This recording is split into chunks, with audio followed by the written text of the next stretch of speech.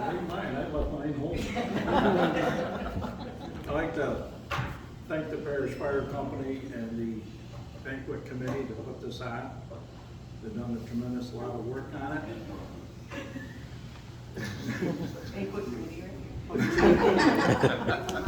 And it, you know, it means a lot to me. And a lot of the friends I made over the years, all over the state. So, before I get into this, I was told to keep the jokes clean. So, I will. What did one strawberry said to the other strawberry? How the hell do we get in this jam?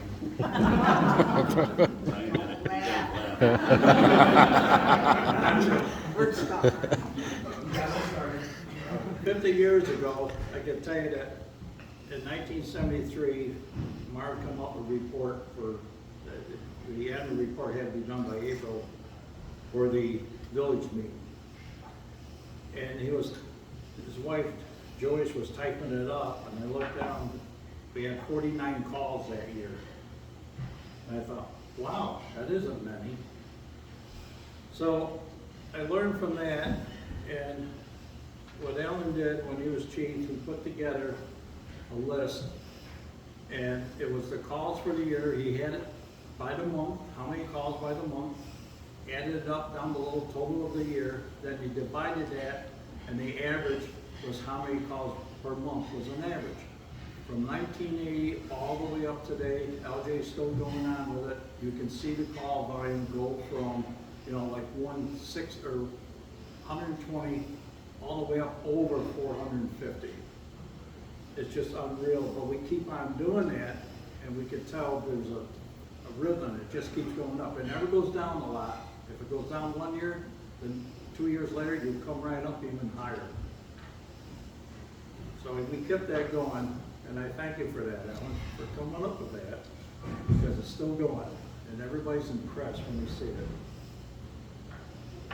So today, you want to know about the calls we're answering. Yes, it's fire, EMS, hazmat, NVAs, service calls. It's all thrown in there, where it used to be just fire calls before. Now it's all in there. And I remember back listening to Ray Baker. He would tell us about the old days, and he told us that back when we had a wagon, they had 2 chemical tanks on it, and the drugstore had to have 4 gallons of acid on the floor all the time in case there was a fire. And I said, what was the acid for? Well, you take a gallon of acid per chemical tank, there was 2 of them on the wagon, then you add the baking soda to it, and then as they hooked up the team of horses and you went down the hill, the guy in the back was just shaking those tanks with that stick, and they were going back and forth. He says, when you got that fire, you had pressure, you could squirt that water on the fire. And I'm thinking, that's an oversized fire extinguisher. But I was nice, he kept telling the stories, and he went on with, the one favorite truck he liked was an RV old Speedwagon. RV old Speedwagon. He says, yes, that was a fire truck, chain driven. Oh, I had a hell of a pump on the whole bit. It was a 350 gallon pump. That was big in those days. And I think of today, here we are, 1,500 and 2,000 GBM pumps we're running. When I got in, we had the engine and the tanker, and they both had a 750 pump on them. Times have changed, and over 50 years, I can see changes happen faster, and we have computers, design difference, everything's happening so fast, it's hard to keep up. So we went on, and I talked to Rudy DeGarmo several times. He tells about the old days, especially the time when he was president, and he wanted the fire company to raise $1,000 and keep it in the bank. And that was his goal for that year. He says he did that. Then he talked about the day, because he ran the lumber mill, Louis DeGarmo's lumber mill, and he had to go to the bank to make payroll. He had that wallet in his back pocket. He was right there at the bank, and his siren goes off. His hand's on his back pocket, looking, well, I gotta go up there, He went up there, Raymond Baker was driving the old Chevy.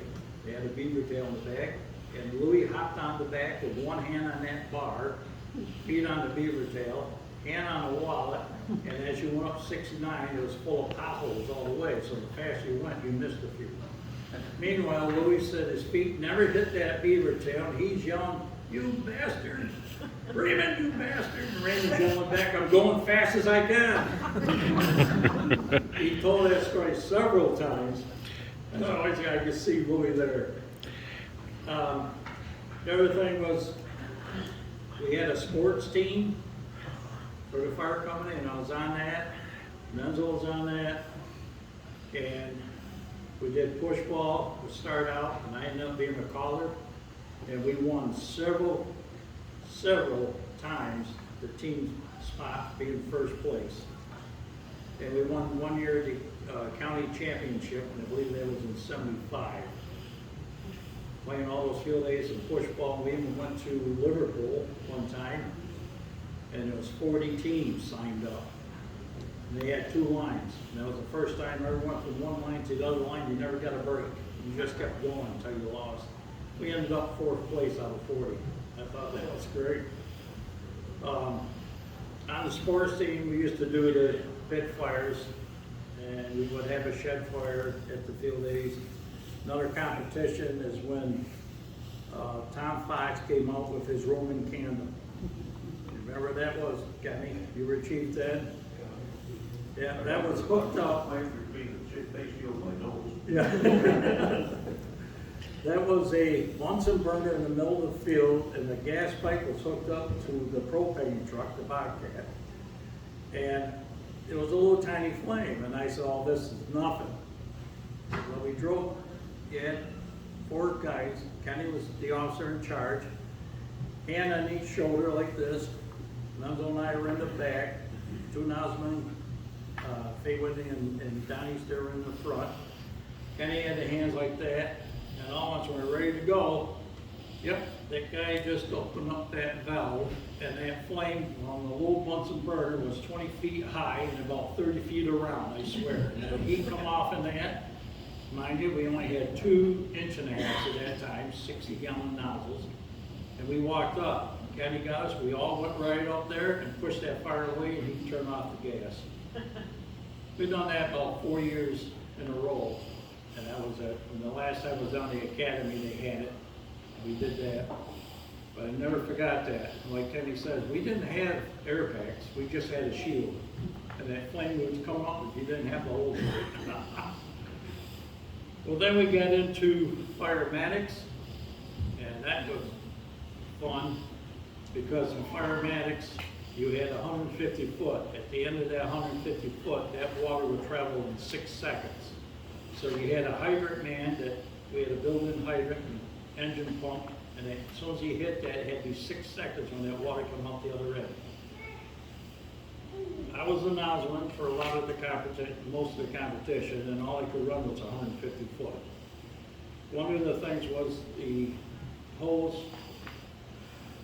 I had a nozzle in my hand. 2 guys are carrying the hose down through as we went, and you had a hydrant man. And what would happen, that hydrant man would get 3 threads and hit that lever, and you could see the guys running, and the water coming down through, and you see that hose go up just like a snake. They're throwing it up in the air. My job, when I heard that air coming out and that hose was getting a little stiffer and I could see it running, I had to jump, and I would land on that hose and would bring me down. As I come down, I hit the target. Nobody could believe it, but everybody's saying back then, how does he do that? Hey, I like it. But we did that, the wide race, the ladder race, the portable pump race. We had them all. We were doing 1st, 2nd, 3rd place we used to get. And that was team spirit. Well, we learned a lot of things, all the secrets you could think of back then. Another thing about time went by. It used to be, when I took EF, it was 39 hours. And now you're talking over 100 hours. Just to get the B-full hazmat and the IFO in there is 100 hours.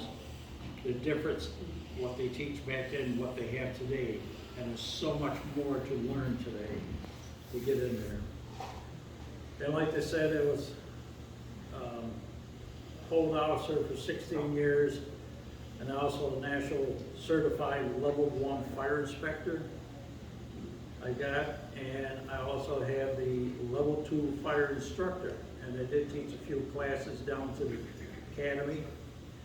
And I wrote 2 presentations, so people in the water division can get their credit, and people in the codes can get their credit. 2 different classes I came up with. 13 years ago, I started Fire Flow Inspectors, my wife and I, and I said, she says, why do this? I said, there was a need. Nobody's inspecting their hydrants. Nobody's flow testing hydrants, and it's a need. In order to get the calculations for sprinklers to go in the building, you've got to have a flow test. Nobody's doing it. So we started it. I hooked up with Herco Technologies, bought the equipment from them. It's all computerized, speederless, computerized equipment.